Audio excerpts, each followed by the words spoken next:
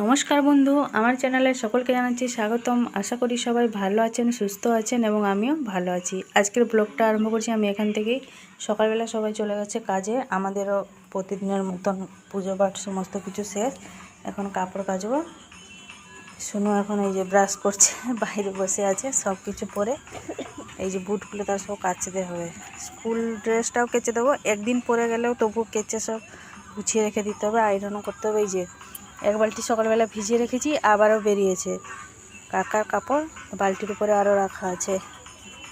ওদিকে আমি ভাতটা বসিয়ে দিয়েছি, শুনুকে দিয়ে এসে তারপরে এই কাপড়গুলো কাচবো। জলটা কিন্তু ভর্তি করে রেখে দিয়ে যাবো, তাহলে এসে কাপড় কাচতে আমাকে সুবিধা হবে। ভাতটা এদিকে বসিয়ে দিয়েছি, কিন্তু ভাতটা এখনও হয়নি। কাপড় কাচা তো জীবনে শেষ হবে না, রোজ কাপড় বেরোচ্ছে।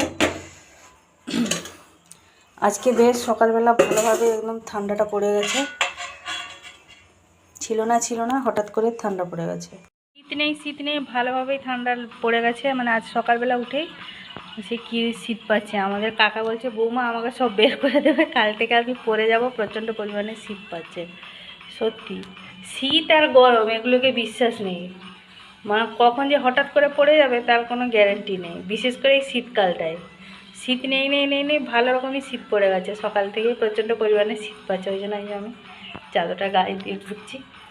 চলুন তাহলে এবার জলগুলো ভরে নিই, তারপরে ওকে দিয়েছি কাপড়গুলো কেচে সব ছাদে দিয়ে আসবো। কারণ যা ওয়েদার করেছে মনে হচ্ছে না এখানে নিচে শুকনো হবে। একটু একটু রোদ বেরোচ্ছে আর পুরো মেঘলা করে রেখেছে। আর এই অবস্থায় যদি বৃষ্টি হয় তাহলে আর দেখতে হবে না, মানুষ পুরো মানে বরফ হয়ে জমে যাবে। বেজে গেছে 7:40 মতন। শুনু চলে গেছে পড়তে, আজকে তার মামার সাথে গেছে। মা হেঁটে হেঁটে নিয়ে গেছে, ওইখানে সামনে একটা দোকান হয়েছে জানেন তো। মা মানে বলেছে কিছু কিনে দেবো, চল হেঁটে হেঁটে, তোর মা কাপড় ফাপড় কাচবে, ওই জন্য গেছে। ভাতটা নামিয়ে রেখে দিয়েছি। আমাকে মনে হয় বাজার যেতে হবে জানেন, মার শরীরটা ভালো লাগছে না, সকাল থেকে বলছে জ্বর মতন লাগছে। সে ভোরবেলা আমার সাথে উঠে চান ফান করে নিচ্ছে না, সেই জন্যই মনে হয়। মার তো ঠান্ডার প্রবলেম আছে এমনি। এই যে এবারে আমি কাপড়গুলো কেচে রেখে শুকনো দিয়ে তারপরে যাব বাজারে, নাহলে বাজার থেকে এসে অনেকটাই দেরি হয়ে যাবে। সাইকেলে করে যাব তো খুব একটা সময় লাগবে না। চলুন তাহলে, জল যেহেতু ভরে নিয়েছি আগে থেকে, আমি কাপড়গুলো কেচে নিয়ে রেখে দিয়ে তারপরে যাব বাজারে। প্রথমে কাপড়গুলোই কেচে নেব। ভাতটা হয়ে গেছে, তরকারি করতে এসে কত সময় আর। হয়ে গেছে 8:15 মতন, আমার কাপড় কাচা কমপ্লিট। এবার যাব ছাদে শুকনো দিয়ে এসে তারপরে বাজার জন্য রওনা দেবো। সে বড়ো বালতিতে 1 বালতি, আবার ছোটো বালতিতে 1 বালতি হয়ে গেছে। চলুন তাহলে ওগুলো আগে গিয়ে ছাদে শুকনো দিয়ে আসি। বেজে গেছে 9:30, চলে এসেছি বাজার থেকে। বাজার যাওয়ার আগে মা আমি দুজনে মুড়ি তরকারি খেয়ে গেছিলাম। এই যে নিয়ে এসেছি সর্ষে শাক, বিক্রি হচ্ছিলো 10 টাকা করে আঁটি বলছিল, 2 আঁটি নিয়ে এসেছি। আর এখানে আছে মাছ, 3 রকম মাছ আছে। এখন যেহেতু শীতটা পড়ছে আস্তে আস্তে, সেই জন্য সমুদ্র মাছ অনেক রকমের বিক্রি হয়। 2 রকম সমুদ্র মাছ আছে আর কাটা মাছ আছে। এই যে দেখুন, বাজার থেকে এসে একদম লেগে গেছি রান্নার কাজে। মাছগুলো বেছে মা একটুখানি যে ভেজে দিয়েছে মাছগুলো, এবার এই যে রান্না করছি। ওদিকে বসিয়েছি কাটা মাছের তরকারি করব আলু দিয়ে। আর এদিকে এই যে শুনু নিয়ে নিয়েছে মাছ ভাজা, ওকে একটা পেটি মাছ দিয়েছি। আর বললো মা আমাকে ছোটো মাছ দাও কিছুটা, তো ওই যে ওকে কিছুটা দিয়েছি, এখন খাচ্ছে। আমি রান্নাটা করে দিয়ে একটুখানি শুনুকে নিয়ে বাজারে যাব, ওর জন্য একটা নতুন জামা নিয়ে আসব। কারণ কালকে হচ্ছে আমাদের প্রথমাষ্টমী, যেটা আমাদের উড়িষ্যার দিকে প্রচণ্ডভাবে প্রচলিত, হয়তো এখানে কেউ জানেন না। মানে বাবা মাদের প্রথম সন্তানরা নতুন জামা পরে, আমাদেরকে একটুখানি মিষ্টি ফিষ্টি খাওয়াতে হয়, তারপরে মালা ঘুঞ্চি পরাতে হয়। জ্যেষ্ঠ কন্যা সন্তান বা জ্যেষ্ঠ পুত্র সন্তানদের এইসব রীতি নিয়ম চলে। তো আমার বাবা প্রত্যেক বছর আগে দিতে আসতো যখন বেঁচে ছিল। প্রথমাষ্টমী আগে থেকে এসে দিয়ে যেত, মেয়ের জন্য, আমার জন্য, আপনাদের দাদার জন্য, 3 জনের জন্য। যাই হোক, তো শুনুকে যেহেতু আমি করি সেই জন্য যাব ওর জন্য। অনলাইনে অর্ডার দিয়েছি, কিন্তু তো আসতে দেরি হবে। তার আগে আপাতত কিছু একটা কিনে দিই, কালকের জন্য পড়বে। প্রথম চলুন রান্নাটা করে নিই।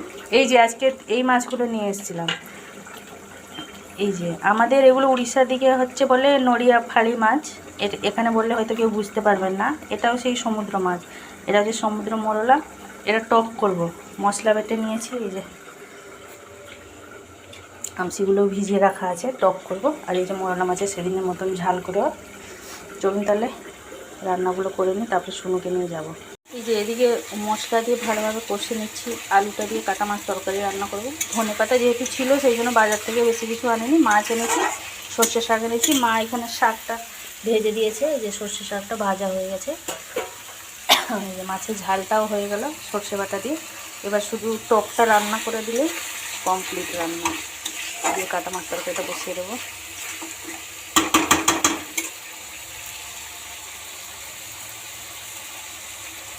রান্নাবান্না সমস্ত কমপ্লিট। এই হাঁড়িতে জল ভরে দিয়ে গেছি, এলে গরম করে তারপরে ওকে চান করাবো। বসিয়ে দিয়েছিলাম কিন্তু মা ঘুমিয়ে পড়েছে। মার শরীরে ভালো না, বলছে না জোর জোর মতন লাগছে ওষুধ খেয়ে। আমি বললাম একটুখানি ঘুমিয়ে পড়ো, ভালো লাগবে। এই যে এদিকে টকটা ফুটছে, বন্ধ করে দিয়ে যাবো। এই যে এটা রান্না করে দিয়েছি, মাছের ঝালটাও হয়ে গেছে, সব কিছু রান্না কমপ্লিট। এবার সোনু আর আমি দুজনে বেরিয়ে যাব, মানে দোকানে যাব জামা কিনতে সোনুর জন্য। বেজে গেছে একটা মতন, ছাদ থেকে সমস্ত কাপড় জামা তুলে নিয়ে চলে এসেছি। আর সব ভাঁজ করে রেখে দিয়েছি আলনাতে। এই যে সোনুকে নিয়ে আসার পরে ওকে একটুখানি গেঞ্জিটা পরিয়ে দেখালাম, ঠিকঠাকই আছে। একটা কালো কালারের গেঞ্জি নিয়েছে। এই যে সকালবেলা যে কেচেছিলাম ছাদ থেকে, তো তুলে নিয়ে চলে এসেছি, শুকনো হয়ে গেছিলো। আর এইগুলো সে নীল দিয়েছিলাম বলে কিছু সময় ঘরের ভিতরে দিয়েছিলাম, যখন রোদ ছিল। রোদটা যখন এই দিক থেকে চলে গেছে তখন এই যে বাইরেটা এনে দিয়ে দিয়েছি। এই বাসনগুলো নিয়ে খাওয়া দাওয়ার পরে সব একসাথে মাজবো। শুনু এখন চুল শুকনো করছে। এই যে মাছ যে আনতে গেছিলাম, আসার সময় নিয়ে এসেছিলাম 4টে ম্যাগি। মাঝখানে কদিন হলো বেশ বায়না ধরেছিল ম্যাগি খাবে ম্যাগি খাবে। আর এখনকার ম্যাগি প্যাকেটগুলো যেভাবে ছোটো করে দিয়ে যেটা পরিমাণেও অল্প, 4টেও যদি প্যাকেট করে একটা বাচ্চাকে দেওয়া হয় কোনো দিনই পেট ভরবে না। আবার 7 টাকা করে দিয়েছে, যদিও 7 টাকা করে করলো তাতেও কোনো অসুবিধা নেই। একটু 10 টাকা করে প্যাকেট করে একটু পরিমাণটা বাড়িয়ে দিলে ভালো হয়। একদমই সে মানে 2 গালে মনে হয় 2 চামচে মনে শেষ ম্যাগি। এই যে বেজে গেছে বিকালের 4:30। সন্ধ্যের সমস্ত কাজ কমপ্লিট। সোনু চলে গেছে টিউশনে, ওকে দিয়ে এসেছি। ওকে 2 প্যাকেট ম্যাগি করে দিয়েছিলাম, ও ম্যাগি খেয়ে চলে গেছে। তবে এসে আমি এদিকে রুটি করলাম, ঘর দৌড় করে ঝাঁট দিলাম। মার সাথে একটুখানি মাকে বারণ করছি, তবুও আমাকে বলছে না তুই একা কত করবি। আবার লজেন্স করলো আমার সাথে বসে বসে, আমি লজেন্স করলাম, মা কড়াই করলো। তো এখন সমস্ত কাজকর্ম সে ঝাঁট দিয়ে দিয়েছি। মা এখন একটুখানি শুয়ে আছে বিছানার উপরে। তো আপাতত আর কোনো কাজ নেই। তো আজকে আমার ভিডিওটা আর বেশি বড় করছি না, আজকে এই পর্যন্তই। আবার দেখা হচ্ছে আপনাদের সাথে আগামীকাল আরেকটি নতুন ব্লগ নিয়ে। সবাই ভালো থাকবেন, সুস্থ থাকবেন, নিজেদের খেয়াল রাখবেন। এবং আমার ভিডিওটি যদি আপনাদের ভালো লাগে অবশ্যই লাইক দেবেন। নমস্কার।